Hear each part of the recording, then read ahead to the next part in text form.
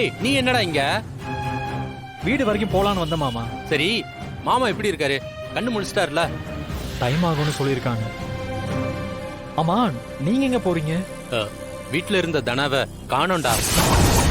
என்ன மாமா சொல்றீங்க? ஆமாடா, காலையில இருந்தே காணோம்.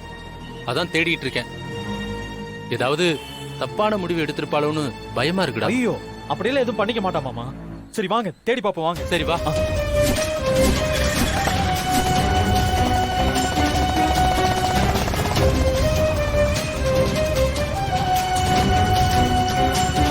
என்ன மாமா கிடைச்சாளா? இல்லடா காணோம். யாரை கேட்டாலும் தெரியலன்னு தான் சொல்றாங்க. அங்க அண்ணனும் அண்ணியும் வேற பயந்துகிட்டே இருப்பாங்க. அவங்களுக்கு என்ன பதில் சொல்ல போறேனே தெரியல. கவலைப்படாதீங்க, தேடி பாப்போம். கண்டிப்பா கிடைப்பா. சரி கிடைச்சா சந்தோஷம்தான். வா போலாம்.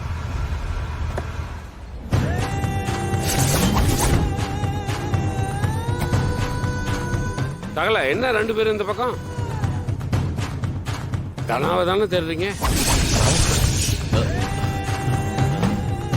உங்களுக்கு எப்படிங்க தெரியும்? பார்வதி ஃபோன் பண்ணி எங்க வீட்டுக்கு தனா வந்தாலான்னு கேட்டாங்க. அதனால தான் கேட்குறேன். அதனால தான் நான் உடனே கிளம்பி வந்துட்டேன். ஏதாவது தெரிஞ்சதுங்களா? தேடிக்கிட்டு இருக்கோம், இன்னும் கிடைக்கல. எனக்கு ஒன்று தோணுது. என்ன தோணுது? இதுக்கும் அந்த கதிர் தான் காரணமா இருப்பானோன்னு தோணுது. எப்படிங்க சொல்றீங்க? இல்ல நான் இது ஒரு பிரச்சனை பண்றதுக்காக சொல்றேனேன்னு தயவு செஞ்சு நினைச்சிடாதீங்க. அந்த தனா மேல எனக்கும் அக்கறை இருக்கு. அவ நம்ம வீட்டு பொண்ணு. ஏங்க அதெல்லாம் சரிங்க. நீங்க என்ன சொல்ல வந்தீங்களோ முதல்ல அதை சொல்லுங்க. மண்டபத்துல பூந்து பொண்ணு கழுத்துல தாலி கட்டினவன் ஏன் வீடு பூந்து பொண்ணை தூக்கி இருக்க மாட்டான்? கதிர் ஏங்க அப்படிலாம் செய்ய போறான்? என்ன சகல நீங்க? அவன் தான் சொன்னானே, சின்ன வயசுல இருந்தே தனா மேல ஆசையா இருந்தேன், அதனாலதான் துணிச்சலா வந்து தாலி கட்டினேன். தாலி கட்டி பொண்டாட்டி ஆக்கினவன் அவளை விட்டு விலகியா இருப்பான். அதனால கண்டிப்பா அவன் தான் அவளை தூக்கி இருப்பான். இதுக்கு மாயாவும் உதவியா இருந்திருக்கலாம். ஏன் மாப்ள அப்படி இருக்காதுன்னு நினைக்கிறீங்களா?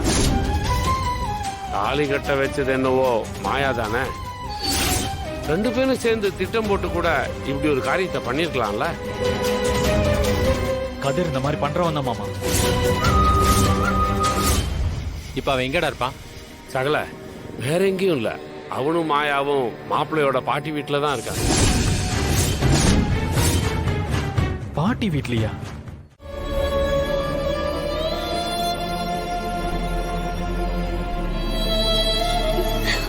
அண்ணே, தனாவை காணோன்னு கேள்விப்பட்டேன். அவளை பத்தி ஏதாவது தெரிஞ்சுதானே? சொல்லுங்கண்ணே. இல்ல அண்ணி, இன்னும் எதுவுமே தெரியல. உங்க தம்பியும் தேடிதான் போயிருக்காரு. அந்த மாயாவால இன்னும் இந்த வீட்ல என்ன நல்லா நடக்க போகுதுன்னு தெரியல. தனா வாழ்க்கையும் போச்சு, இப்போ அவளும் காணாம போயிட்டா. சீனு வந்து விஷயத்த சொன்ன உடனே எனக்கு ஒரே பதட்டம் ஆயிடுச்சுன்னு அதான் கிளம்பி ஓடி வந்தேன்.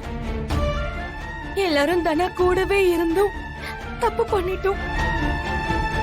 அண்ணா, மாயாவ உங்க பொண்ணுன்னு சொன்னீங்கல்ல, இப்ப அவளால உங்க பொண்ணு எங்க இருக்கான்னு கூட தெரியல. அவளை வீட்டுக்குள்ள விட்டு நம்மளே நம்ம குடும்பத்துக்கு சூனியம் வச்சுக்கிட்டோம். என் பையனோட வாழ்க்கையும் போச்சு, இப்ப தனாவோட வாழ்க்கையும் போச்சு. இன்னும் இவளால இந்த குடும்பத்துக்கு என்னென்ன கஷ்டம் வர போகுதுன்னு தெரியல.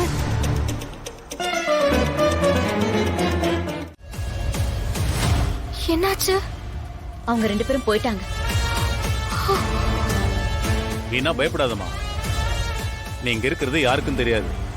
தைரியமா இரு. நான் ரொம்ப நேரம்லாம் இங்க இருக்க முடியாது. வீட்ல தேடுவாங்க. நான் போணும். நான் கிளம்பட்டுமா? இருதனா, இப்ப எதுக்கு நீ அவசரப்படுற? உன்னை இங்க இருந்து அனுப்புறதுக்கு நான் வர சொல்லல. உன்னை நிரந்தரமா இங்க இருக்கிறதுக்கு தான் வர சொன்னேன்.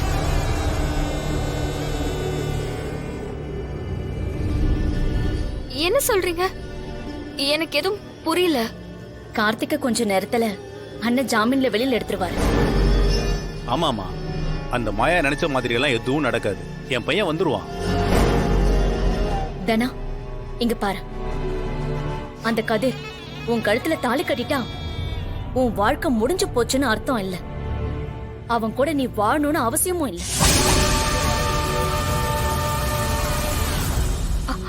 என்ன சொல்றீங்க?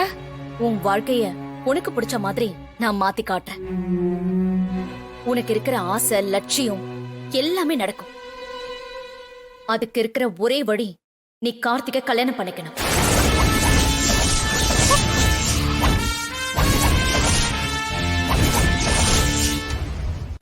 என்ன நீங்க? நான் எப்படி கல்யாணம்? எனக்கு தான் கல்யாணம். தனா, உனக்கு நடந்ததுக்கு பேரு கல்யாணம் இல்ல, ஒரு சின்ன ஆக்சிடென்ட், அவ்வளவுதான். இங்க பாரு, கார்த்திகை நீ விரும்பின, அவனும் உன் மேல உயிரிய வச்சிருக்கான். உங்க 2 பேருக்கும் நாங்க கல்யாணம் பண்ணி வைக்கிறோம். இல்ல, அது எப்படி நடக்கும்? என் அப்பா அம்மாவுக்கு தெரிஞ்சா அவங்க மனசு உடைஞ்சு போயிடுவாங்க. ஏம்மா, உன் அப்பா நாங்க எல்லாரும் சேர்ந்து தானே இந்த கல்யாணத்தை முடிவு பண்ணோம். அந்த மாயாவும் கதிரும் உன் கல்யாணத்தை கெடுத்துட்டாங்க. அதுக்காக வாழ்க்கை போச்சுன்னு இப்படியே இருந்துருவியா?